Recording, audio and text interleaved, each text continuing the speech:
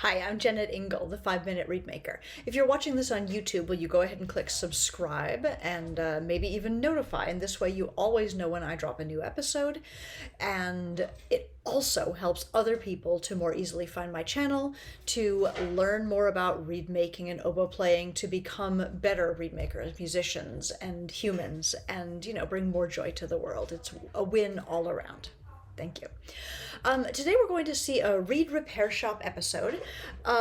This anonymous oboist has sent their reeds to me before, and it's been really noticeable how much improvement there's been every single time. And really it speaks to how difficult this process is, right? Everything that I see on these reeds is correct. All of the measurements make sense. The reeds look beautiful. They seem well proportioned. They're nicely made. And yet they're not exactly quite what this oboist wants. And it's so frustrating. But I was able to determine a direction for them to go in, and I feel very optimistic that they will enjoy their reed making even more going forward. Let's see what you think. Thank you so much for sending these reads.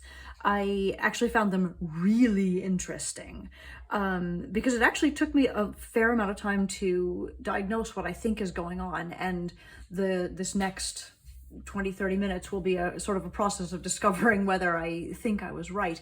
I'm actually really impressed with your reads. I know I've seen them before, but I can tell how much work you've been doing because I can really see and I can measure just how closely these map onto the reeds that I've been making. So I'm flattered actually that clearly you've been using my materials, because the measurements on these reeds are precisely what I do. And it actually took me a fair amount of fiddling and looking and exploring to figure out what it is that did feel different about these reeds from mine. They're really consistent. They're really lovely. But what you stated in your note is that none of them are as easy as you would like them to, so that you can play extended periods. Lately, your reeds are all crowing a B, and you hate clipping them because you can't get them to feel good. And that exactly jives with what I'm seeing here. All of these reeds do crow a B, and it's sort of an immediate B. It's well organized, it's easy to produce, nice little beep, B crow that comes in right away. So I can see that everything you have done has been in the interest of getting this reed to be a little bit easier and getting this reed to have stability, and it has so much goodness about it. You mentioned that all of these reeds are on my Gougen shape, my Joshua +2 shape. And again, all of the measurements seem to match my measurements. I'm pulling in this funny looking reed here, which is one that I have made, and which was one that I used in comparison to try to see what was going on with your reeds. And you can see actually how almost precisely the measurements of these reeds track together. And mine has actually a much slower crow, if there is a crow there at all.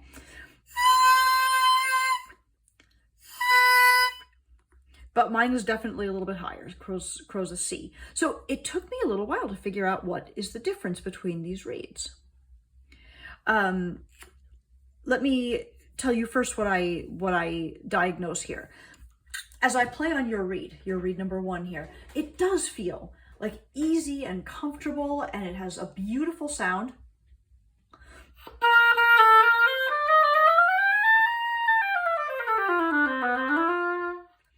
But compared to my reeds, it's a little bit open and it's a little bit flat up high, which exactly maps onto that B crow, right? The B crow is the thing that we go away from. So that is, we aim for a C crow specifically to take care of the octaves, the upper A, B, C.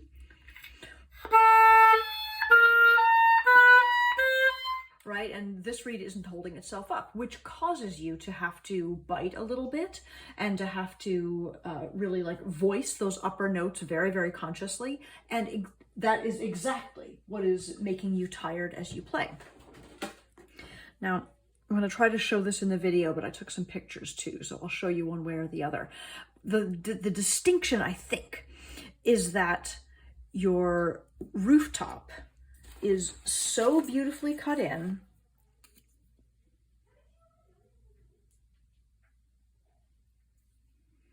but at the edges, at the gutters of the roof, you'll see that mine is cut in just a little bit more strongly. I actually think that there's just the littlest bit of like snow on your rooftop. The transition from your heart into your tip is just a little bit less clear, especially at the edges, at the gutters of the rooftop. When I talk about this, like in Reed Club, I say things like, oh, we just need to separate the tip from the heart a little bit more. And my caveat is always that it's too easy to scrape in this area and just like cut in really hard up here in the middle. And that's not what I want, actually.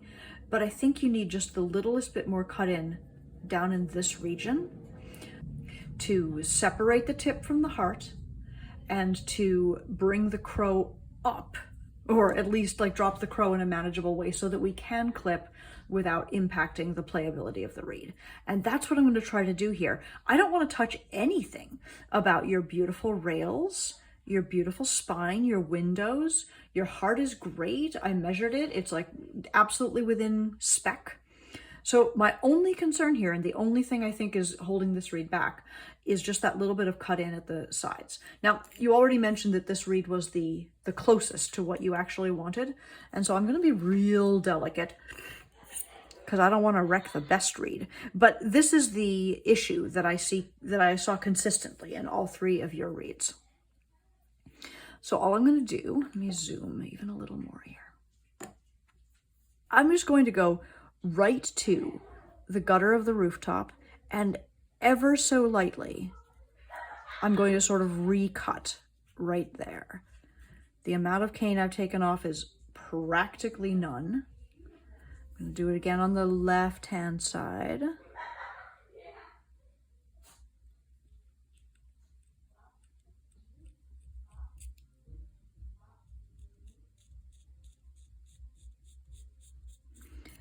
And all I did was this little area and this little area. I'm going to do it on the other side too, and hopefully that's going to make it possible for me to clip, and hopefully that's going to make it possible for this reed to hold its pitch up. And I think that is all you need here.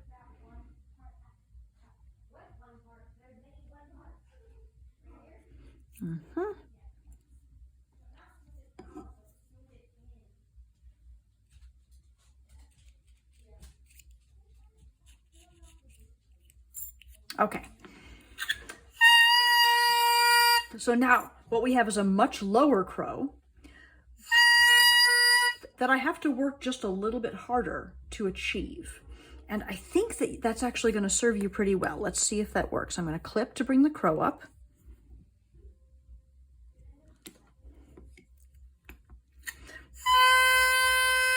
That still feels like a B. I'm going to go one more iota.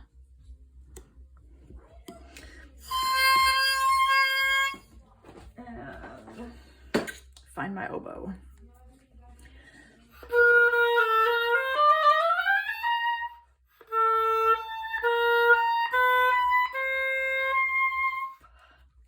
Perfect octaves? Not quite, but so much better than before. There's a little bit more resistance in this reed now, so I'm just going to gently rework that tip area. I'm just petting the kitty, right? Cutting it at the left-hand side and brushing all the way up to the tip. Same over here. And this is still the same idea of making sure that the tip and the heart are a little separated. and making sure that the sides and corners are the thinnest part. That I think is a B again.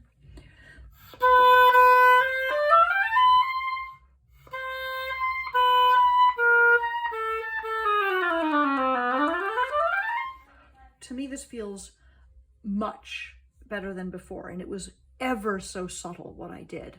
Now, I suspect that as I look at your next two reeds, your 2 and 3 reeds, I'll have more impact because they're a little closer, less close to being awesome. So let's go ahead and look at reed number 2. Okay, reed number 2.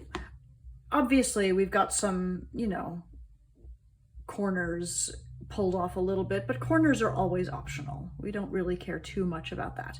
Your comment about this reed is that it's a little stuffy, but doesn't feel too bad. And I agree. The crow is even a little bit lower than the other, feels even a little bit like more immediately crowy. And here's the way it plays.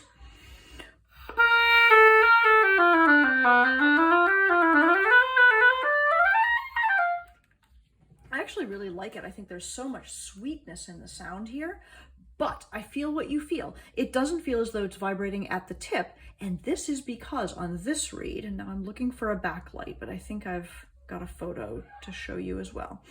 On this reed, you have taken a ton of cane out of the windows compared to up here. And this is something that I do too, right? You've, on your reed number 1, here's reed number 1, there's still a little bit of a visible spine in the windows in the back.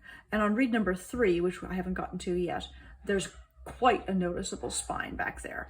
But here on reed number 2, you've done very much what I usually do and just sort of hacked out the middle of the windows. There's a little bit of a spine on this side, but not too much. And there's a big, thin area there.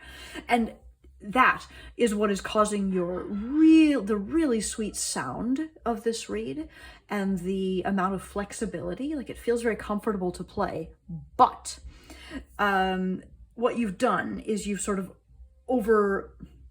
underbalanced, you've rebalanced the reed so that most of the vibration is actually happening back in here. The tip is not giving you the immediate vibration. So your response is just a little bit slow and sluggish. And I think that is the aspect of this reed that you're describing as stuffy.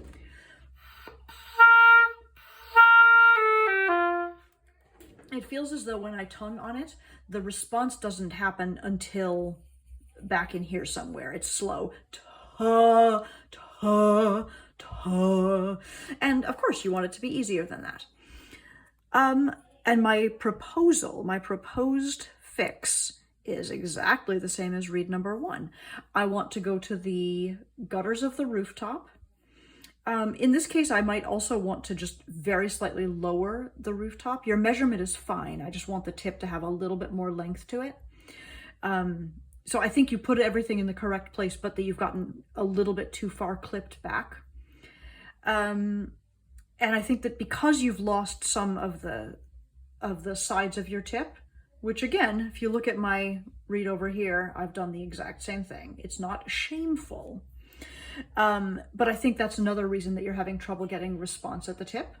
And so for both of those reasons, I'm going to very slightly lower your rooftop so that your tip is longer, and I'm going to separate it more cleanly from the heart, just as I did with reed number 1. So I'm looking at the gutter, doing the littlest bit of scoop. I'm not doing a scoop and curl because there's too much, there's not enough wood here to mess with, but I'm sort of re-scooping that little concavity. Same on the left.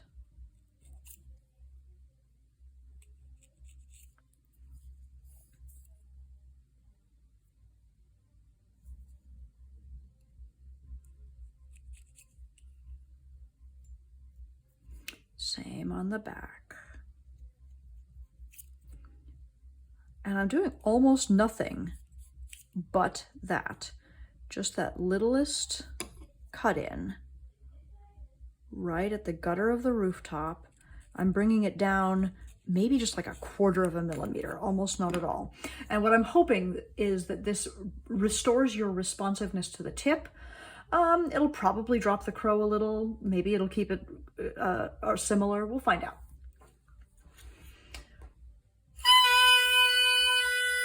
Definitely dropped the crow. And the reed feels a little bit flat up top because the crow is low, so I'm going to go ahead and clip.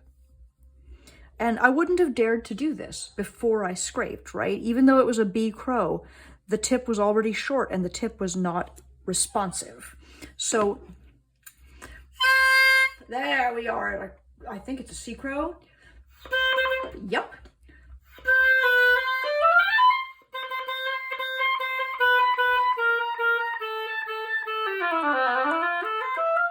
Now, there's still the littlest bit of sag in this reed, and that is because of the amount that you've cut out back here.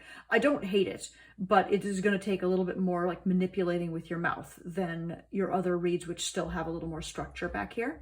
I don't think that's necessarily a problem, but I think you'll really notice the difference in the responsiveness at the tip. This feels much, much easier to play, less stuffy, and it's not too hard for me to play in tune. I just have to blow. Okay. This is excellent. This is so fun because your reeds are so nice and so close to being great.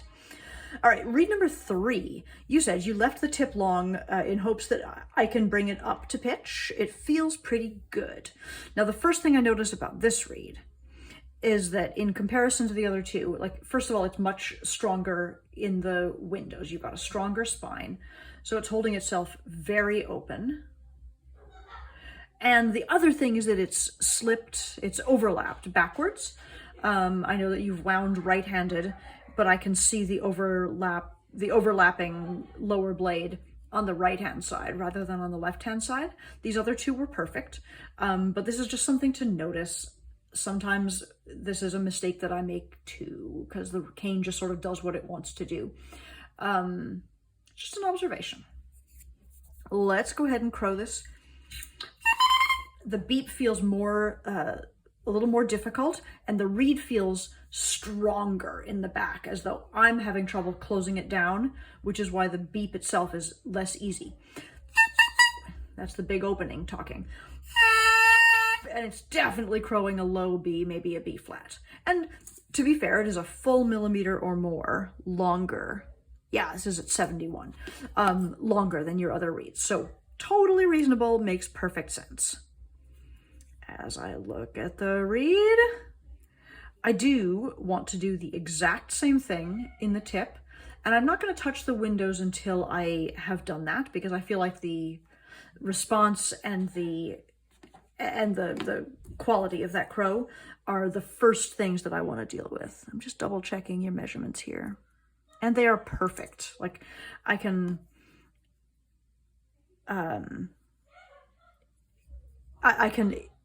I'm impressed at how perfect all of these things are, which is why I'm sure it's frustrating to like not have the result you want. So here I am cutting it again. Let me zoom. A lot of talking, not a lot of scraping. Let's go. Little cut. Little scoop. I am lowering your rooftop just the tiniest bit, just like I did before, even though you have a nice long tip to work with. And then as I go up the side, I'm just sort of petting the kitty, right? Collecting these little shards of cane and brushing them off the top. Same on the left. Cut in. Oh, hope that wasn't too much. No, it was perfect. Easy, easy, easy. Other side. New cut in. And I know it looks like my knife is going all the way across the tip, but really, I'm being very conscious of only taking maybe the lower half of the rooftop and sloping outward toward the side. Even as much as I'm zoomed in, I think it's difficult to see that. Here I am on the left. Same thing. So a much deeper cut in at the rooftop. Super low crow now, unsurprisingly. I'm going to clip. And then we'll see if we need to do anything with the windows. I'm going to clip that again and bring it up. I think that's my sea crow. Still a little flat. I'm going to go one more.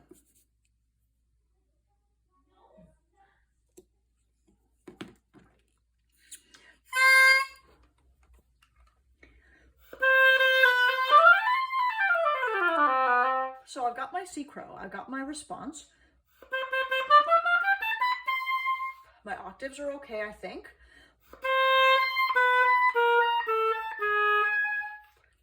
And the difference between this reed and the other two is that it just feels a little bit more open back in the window area. And if I was going to do something about that, the exact thing I would do is just take another swipe in the windows and let my knife cheat toward the spine a little bit, especially as I go up toward the bottom of the heart, and sort of do the exact same thing that you've done here in reed number 2, where maybe I wouldn't eliminate the spine fully, but I might make it a little less visible, much more like reed number 1. And I'm slightly disinclined to do that because clearly this is something you're super capable of doing. And I sort of like how this reed feels. I like the way the reed holds its own opening. I like how spunky the response is now.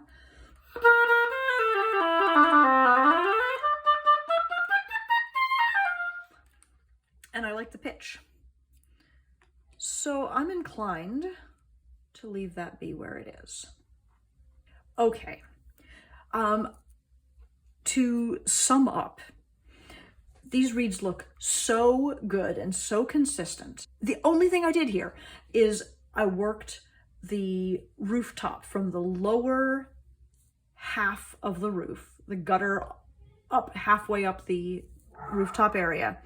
I cut in more strongly and made sure that the sides of the tip were the very thinnest part. And I did the exact same thing on all 3 reeds. That dropped the crow, it enabled me to clip, and it solved your upper register problems, which I think will solve the difficulty that you're feeling in these reeds, the tiringness, the exhaustingness of these reeds. This has been a reed repair shop episode. If you would also like to have your reeds looked at and analyzed and worked on and scraped at by me, you can find information on that on my website, jennetingle.com, which is also where you could order reeds or cane or hit me up with some questions about reed making or oboe playing or anything that you feel like I could usefully make another video about going forward. Thank you so much for watching. Have a great day.